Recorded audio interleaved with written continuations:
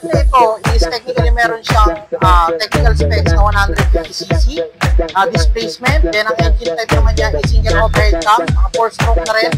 Then single cylinder, as usual, kasi nasa 150 rin. Okay, so based on my side dito mismo sa harapan na sa rider section, napakaganda ng itsura eh. So wala rin talaga akong masabi. Talagang napaka-high-tech, talagang yung kanyang design is front, rear, or kahit dito sa section ng okay. So far so good. 5.5 ang height ko. Okay, so yun nga mga dre. So another bike na naman ulit tayo for today. And yung i-showcase natin ngayon mismo sa video na to is yung Kymco Skytown 150 nila.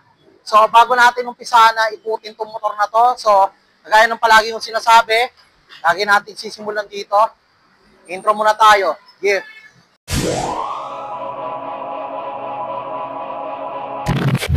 Okay, so ang bike na ito is technically meron siyang technical specs na 150cc displacement. Then ang engine type naman niya is single overhead cam, 4-stroke na rin. Then single cylinder as usual kasi nasa 150 rin naman. So ang cooling system naman nito is naka-air-cooled din. Then ang fuel system naman nito is naka-fuel injection na rin po ito. So transmission is naka-CVT. So ang type naman ng kanyang ang transmission type naman nito is naka-automatic transmission na rin.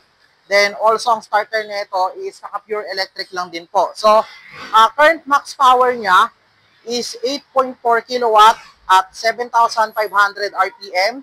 Then meron din itong max torque na 11.9 Newton meter at 6,500 RPM. So yun lang muna yung ilang mga glimpse of details about this kind of bike. Well, technically, yun pa lang naman yung halos yung mga ilan sa kanyang technical specs. Maya-maya, ikutin din natin tong motorsiklo na to at makikita din natin kung ano yung actual na other features na nakalagay pa rito mismo sa mismong bike na ito. So, sa ngayon, simulan na natin munang ikutin tong Kymco Skytown 150. So, yun, start na tayo. Yun na, medyo naka-plastic lang din kasi. So, yun. So, itong current na headlight niya dito mismo sa may front is naka-LED lights na rin, including na rin yung kanyang daytime running light dito mismo sa may bandang gilid. So, may magkaiwalay na portion yan. So, dito, medyo may pagkamahaba na malapad. Dito naman patayo na mahaba. Tapos, may putol pa siya dito sa may bandang baba. So, isa rin yan, sa mga nagpapogi sa itsura ng motorsiklo na to, bukod pa dito sa kanyang bulky look na meron dito mismo sa actual na itsura ng motor na to kapag nakaharap siya sa'yo. So, kung nai-imagine ko na, nakikita ko lang siya mismo on eye to eye na napakaganda talaga ng forma ng motorsiklo na to within this part, especially dito mismo sa may bandang front. Then also, papansinin natin mabuti kung kanina yung actual na LED na na headlight at saka ng GRL niya is naka-LED. So, dito lang talaga sa signal light ang meron pinagkaiba. Since yung kanyang signal light o yung kanyang turning lights dito mismo sa may bandang baba is naka-bulb type pa rin. So, naka-bulb orange type pa rin siya na signal or turning lights dito mismo sa may bandang harapan. So, isa pa sa mga nakikita ko dito is napakaganda ng kanyang telescopic port dito mismo sa may bandang front. Is yan. Igilid natin ng konti. Ayan o. So, para siyang merong dito. Hindi ko alam kung typical na ito kay Kymco, pero ngayon pa lang kasi ako magre-review ng ganitong unit eh. Pero, comment down below nga mga dre, bigyan nyo ako ng konting idea dito sa para saan yung niyan sa suspension. Pero, moving forward tayo, yung kanyang fender, di naman siya ganun ka-extended, pero good thing na nakokobera na kagad yung part ng engine dun mismo sa may bandang likod to make sure na walang makakapasok na kahit na dumi doon mismo sa may part ng makina. Then also, meron lang siyang konting mga butas dito mismo sa may bandang chassis niya sa ilalim. Tapos dito sa may bandang busina, sa nakalagay yung kanyang busina. Okay. So, baba tayo ng konti, saglit. Punta muna tayo dito sa may bandang parte ng gulong, which is, ang dami ko na nakikita dito. So, based dito sa kanyang specs, yung kanyang braking system mismo sa front at back is pareho silang naka this type na ABS na din. So, meron na din itong ABS.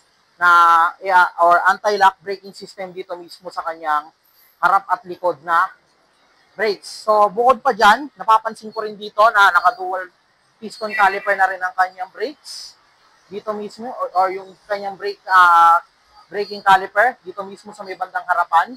Plus, also, nakamagsta rin po itong kanyang gulong dito sa harap at likod niya. So, mamaya papakita ko sa inyo yung likod pag naikot na natin. So, ayun. So, ang size ng gulong nito in actual is 110 by 70 by 14 dito sa front. So, mamaya alamin natin later yung sukat ng gulong niya dito sa likod. Pero, at the same time, napapansin ko na rin mismo dito sa kanyang front na medyo may kalakihan din yung kanyang gulong. And also may kalaparan din. So, nakikita ko rin dito mismo na the actual tire that they are using for this one is Kenda, ang brand, if I'm not mistaken. Tapos yung pagka-commuter din ng nito, ang tire type na gamit din dito. So, take note na yung tires nito from front and back is also naka-tubeless na rin po siya. So, parehas naka-tubeless yung kanyang gulong sa harap at likod. So, ayun. So, punta tayo ngayon dito sa may bandang gilid, tsaka dito sa may bandang front, dito sa may rider section. Okay, so based on my sight dito mismo sa harapan na to, or dito mismo sa rider section, napakaganda ng itsura eh. So, wala rin talaga akong masabi. Talagang napaka-high-tech at talagang in na in yung kanyang design and looks. Mapa front, rear, or kahit dito mismo sa section na to. So, especially, na-emphasize din dito mismo sa view na to, yung actual na lapad or yung laki ng kanyang windscreen, kasama pa ng kanyang bracket, which is nagpaganda rin sa kanyang aesthetic design. And also, nakikita ko rin yung kanyang digital instrument panel. Pero sa ngayon, wala pa akong mapapakita ang actual video sa inyo dito mismo sa,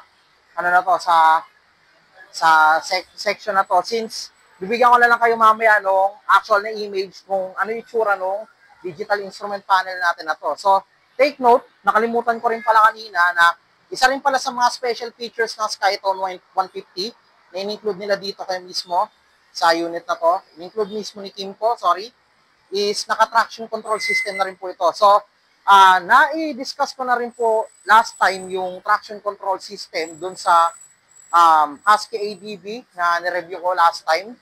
So, I hope na meron na rin kayong idea about that kind of feature mismo sa motor. So, pero siguro sa susunod, bibigyan ko kayo ng idea or mag-create ako ng isang short to explain that ng mas malinaw. So, okay. So, yon.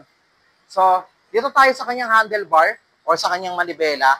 So, ito yung isa sa mga bagay na nagpaganda rito mismo sa section na ito. Especially ito, bukod sa covered, para siyang merong may pagka-carbon design dito mismo sa may gitna. Plus, yung emblem ng Skytown na nag-emphasize sa actual na model nitong motorsiklo na to. So, bukod pa dyan, nakikita ko ngayon dito yung dalawang manibela niya. So, lapitan natin yung right side controls. Okay. So, baba natin ng konti. So, right side controls, technically, napaka-minimal lang. Ano lang talaga siya, definitely, makikita lang natin sa kanya yung electric start button lang. So, ito lang yung pwede natin magamit dito sa right side control. So, on behalf of that, dito mismo sa may left side, balik tayo ng konti. Ayan. So, sa left side, may makikita tayong high beam and low beam, turning light switches. Tapos, meron din tayong horns dito. Ayan. So, ito yung high beam and low beam, turning light switches, horns.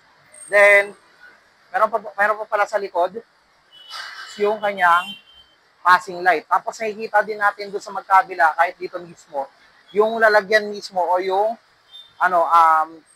lagayan nung kanyang side mirrors dito mismo sa may bandang harapan. So, bukod pa dyan, nakadisusi pa rin naman ang kanyang ang unit na to, which is bilis lang naman magpa-duplicate ng mga ganitong klase ng unit eh. Then, also, kung hindi nyo lang napapansin, ibaba natin ng konti. Okay, so clear lang natin to ng konti. Ayan. So, visible naman na siya. Meron siyang side pocket dito mismo sa may right side. Then also, di pa tayo sa kabila.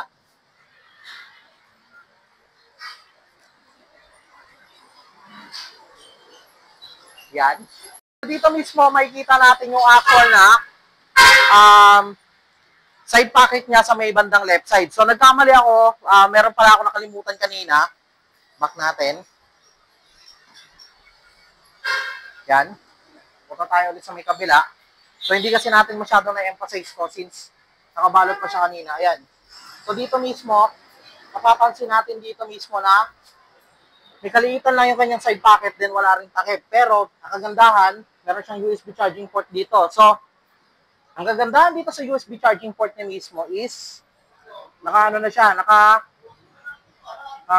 pang USB charging port, then meron din siya dito Type-C. So, all kinds of adapters or cords na po pwede nyo gamitin, po pwede nyo nang gamitin dito mismo sa motor na to. So, pwede kayong mag-charge anything that you want it. So, depende sa inyo kung ano yung dala nyo na gamit na kailangan i-charge.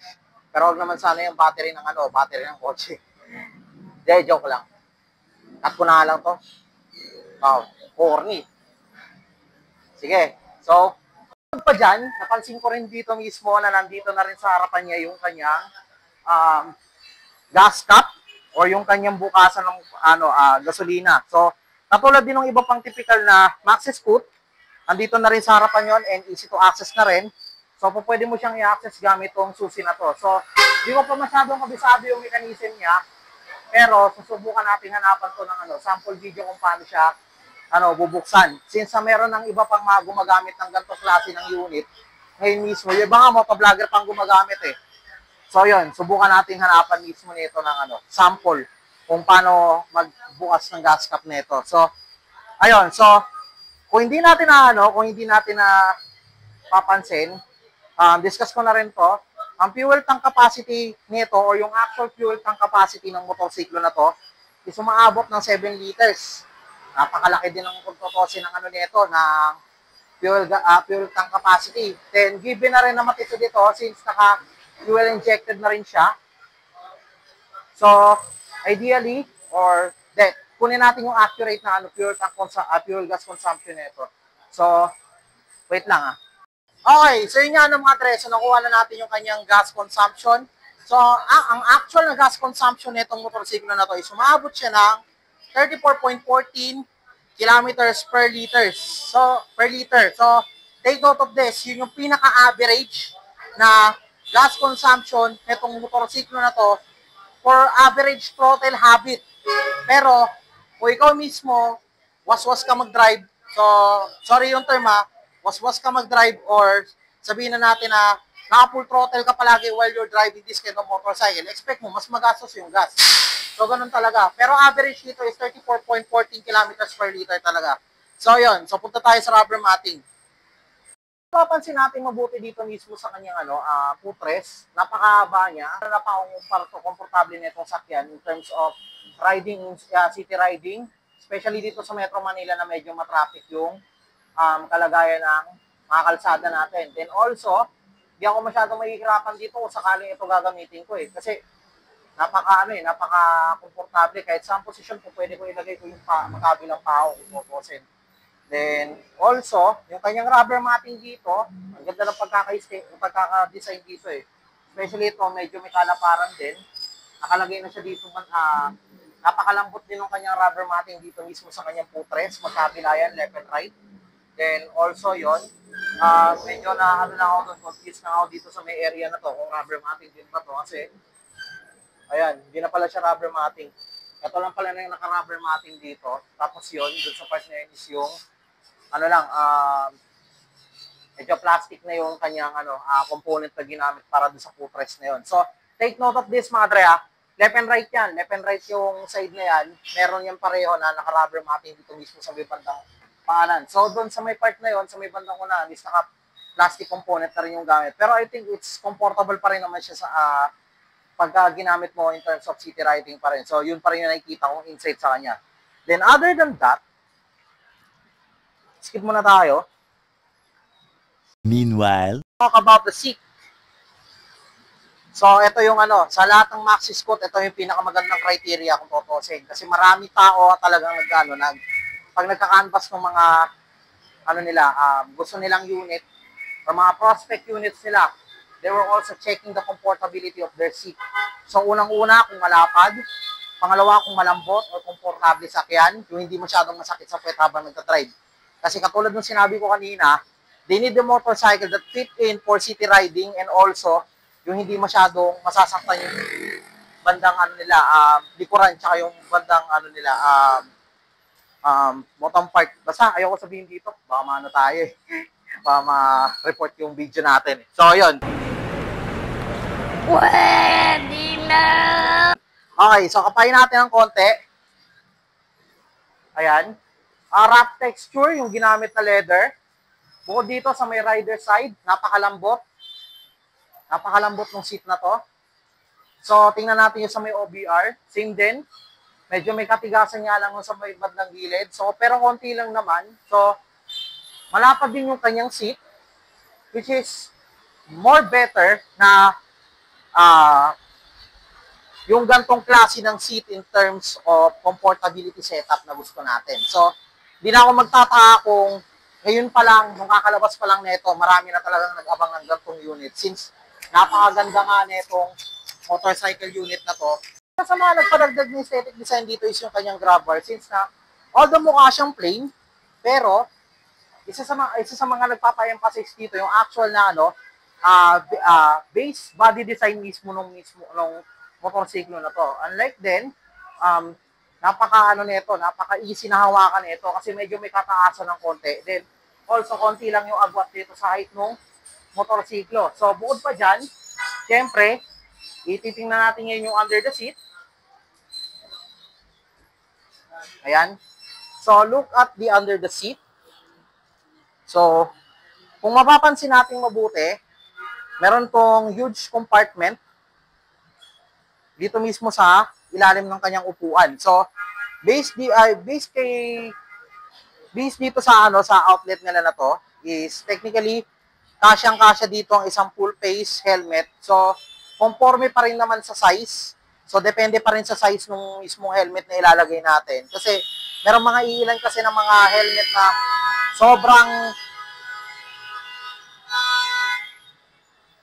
wait lang. A few moments later. So, meron pa rin naman kasi yung ilan na helmet na sobrang laki. Then, also, thank you po. Yun. So, meron pa rin naman kasi ibang mga helmet na sobrang laki. So, may mga tendency na kahit nasabihin natin kasyang isang full face dito, hindi natin masisigurado kung lahat ba ng klase ng full face helmet is magkakasya talaga dito sa motorsiklo na to. So, masasabi ko lang talaga dito na nakadepende ito sa size ng helmet na ipapasok nyo. Pero the usual, given na talaga half face, kasya din, full face, depende rin. Ayun, dagdag ko lang din, bakit wala dito yung battery section o yung battery compartment dito mismo sa under the seat? Kasi, nabanggit na din sa atin dito na nasa bandang harapan yung kanyang lalagyan ng battery. Nandito na mismo sa port nilalagay yung kanyang battery. So, yun. So, lipat tayo dito sa may bandang kaliwa, ay kanan, sorry. Yan, so, nakabalot lang siya ng blue, pero emphasizing yung emblem niya dito ng Skytown, which is napakaganda. Especially, bumagay siya dito mismo sa color na to, na pagka-gloss type yung kanyang paint, plus, nakagalaw, wait lang.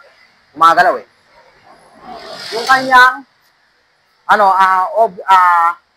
yung kanyang tapakan ng OBR, or yung tinatawag natin na step knot for OBR o yung sa angkas mismo.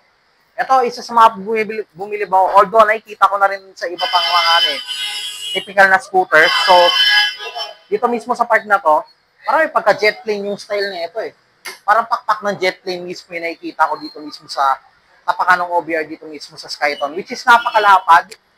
Ayan. So, emphasizing yung comfortability din dito since na napakaganda rin naman tapakan itong step knot na to, and also hindi na mahihirapan na parang hindi na magiging ganoon uncomfortable yung yung sakay natin o yung OBR natin kapag ganito mismo yung klase ng step knot na ginagamit natin mismo dito mismo sa motorsiklo na to. So, let's check out yung pinakababa. Okay, sa pinakababa tayo. Wait lang. I-up natin. Sabihin, medyo madilaw eh. Pero sinit ko na as white mode. So, yun. Medyo maliwanag na ng konti. So, sad to say, wala nga lang siyang rubber cover dito mismo sa may bandang engine room niya. Pero, maganda naman, extended naman yung kanyang tire hugger dito mismo sa may bandang likod. So, kung mapapansin na rin natin, dito mismo sa may bandang suspension niya is naka-dual shock suspension na rin po ang gamit niya dito. Technically, yung kanyang chassis dito mismo sa may bandang rear is naka-swing arm na rin po. Yes, tama, naka-swing arm na rin. So, air-cooled. Nakikita natin yung actual na kanya dito sa gilid. Plus, medyo may pagka-sporty na angle or yung look ng kanyang exhaust or ng kanyang pipe dito mismo sa may bandang right side. Plus, angat lang natin ng konti. Ayan. So kung napapansin nyo mabuti, dito mismo sa kanyang brake calipers, hindi ko lang may sagad ng todo, pero sige, subukan natin. Ayan. Naka-single piston caliper din yung gamit niya na brakes dito. Pero take note, naka-this type na yung kanyang brake dito. Then also, indicated na meron na rin integrated na ABS to or anti-left braking system. So, na-mention ko na rin kanina yung actual na braking system na naka-integrate dito mismo sa front and back. So, the usual, kagaya na lagi natin sinasabi, kaya nito makapagbigay o makapag-distribute ng stopping power nang hindi nabibigla yung motor natin in terms of unexpected brakes. So, ganun na kadalasan ng nangyayari. So, punta tayo dito mismo sa may bandang kabila. Okay, so naka-green power na rin po pala ito, mga dre. Plus, ito yung kanyang CVT. So, sad to say, kagaya ng sinabi ko kanina, ang starter lang nito is electric. Wala siyang indicated na kickstart. So, very modern na yung technology na ginamit dito mismo sa unit ni Kymco. Sa bagong unit ni Kymco. And take note, hindi pa natin napapasadaan ang kanyang wheels or ang kanyang rear wheel, which is basically, Kenda din ang gamit niyang brand. Naka-commuter tire din ang gamit nito. Pero ito, mas malapad to. Kasi ito is naka 130 by 70 by 13. Dito mismo sa may bandang likuran. And also, naka-wheel mags na rin po ito. So, expect the quality of their wheels. At the same time, plus sama mo pa ng traction control na magpapa-lessen or pagpapantayin pa yung ikot ng gulong nito to make it more consistent in terms of while driving this kind of motorcycle. So, bukod pa dyan,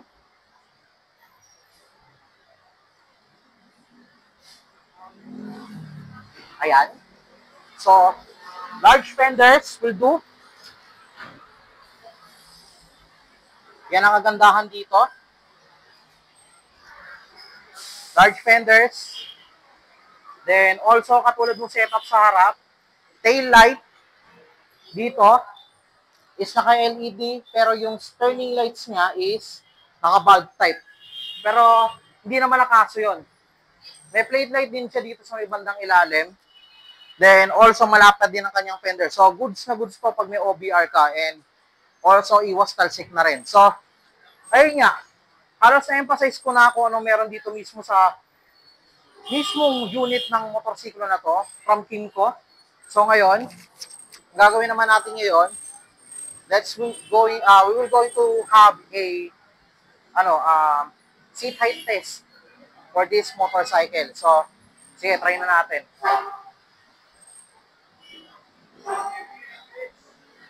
So, let's do this.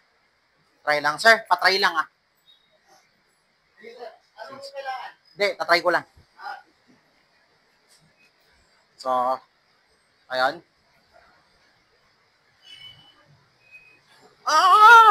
Hirap na ito. Branded it. Yan. So, yun. Okay. So far, so good. 5'5" ang height ko. Pero, typically, kaya-kayang manage. Katulad lang din to nung RFI 175 ko. Tiptoe pa rin naman ako. And the usual, wow, ang komportable niya. Ang komportable talaga pag masusot mga dre. So, yun. Walang halong biro. Napaganda. Very comfortable. Then also, very handy. Since yung turning radius niya is napakalaki. Ayan. So, good to say, more recommended to kapag sa city riding talaga. So, ang ganda ng pagkaka-design ni Kymco dito. So, wala akong masabi. Everything was so good and satisfying. So, Ayun. So, takot ako ma-gasgasan to. Balik tayo. Wait lang. Kimco Skytown 150. So, tapos na natin reviewin. Nagbigay na rin natin yung kanya technical specs.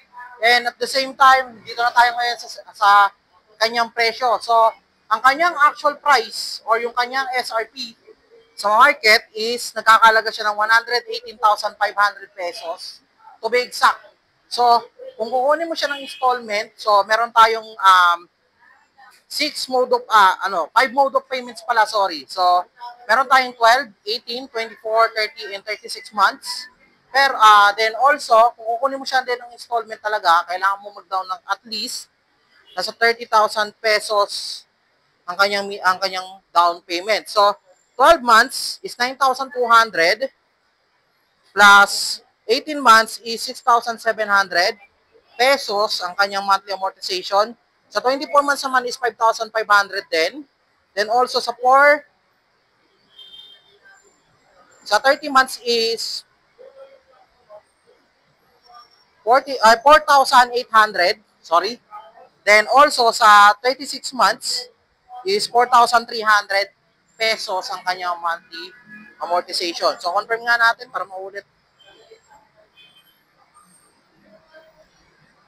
Okay, so yun na yun. So, na-showcase ko na sa inyo lahat ang meron dito sa Kimco. Then also, pati na rin yung kanyang mga extra added features. Pati na rin yung kanyang presyo. Then also, kung kakayanin ba ng isang ordinary Asian height itong motorsiklo na to. So, yun nga mga dre. Gusto ko muna bigyan ng shoutout ang RKP Trading Corporation para sa pagbibigay sa akin ng opportunity para reviewin at i-walk through itong motor na ito sa inyo. So yun nga mga dre, hanggang dito na lang muna tayo. Maraming salamat. So stay tuned. So yun, Jumps out.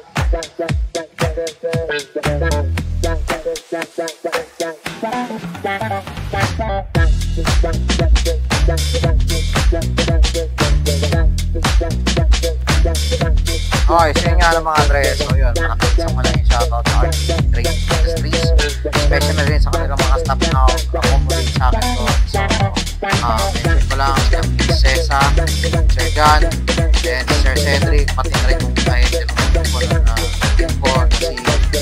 Sir J. Mac. So yun, thank you for assisting me and guiding me all that day. And also pati na rin yung pag-accommodate sa akin at pag-allowed sa akin na mag-review ng Skytown 150 nyo. So, sana maulit-ulit to. If ever magkaroon sila ng NMAX 155 na turbo version, which is yung version 3, sana magkaroon mo din ng isang mga pagkakataon na makapag-review ulit ako sa kanila ng isang mga. So, yun. Hanggang dito na lang muna ulit tayo mga dre. So, stay tuned. Abangan nyo yung mga susunod yung uploads. Then yan, para paparating tayo yan sa project bike. So, gagawin natin. So, yun. Ride safe. Jobs out.